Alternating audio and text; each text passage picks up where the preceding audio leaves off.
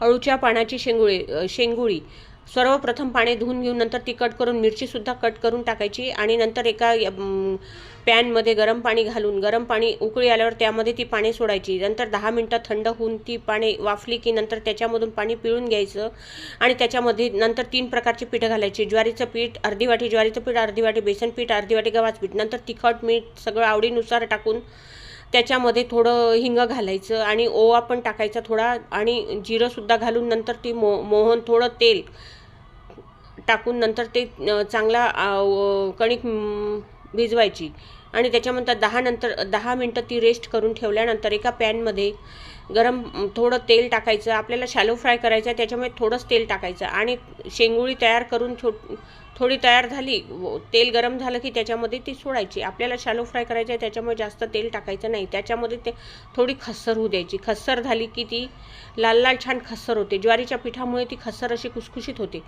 ती काढून घ्यायची. त्याच्यानंतर राहिलेली ती काढल्यानंतर छान अशी खुसखुशीत झाली आणि ती वाफली की छान नंतर त्याच्यानंतर ती एका प्लेटमध्ये काढून घ्यायची आणि दुसरी आपली राहिलेली शेंगुळी त्याच्यामध्ये घालायची.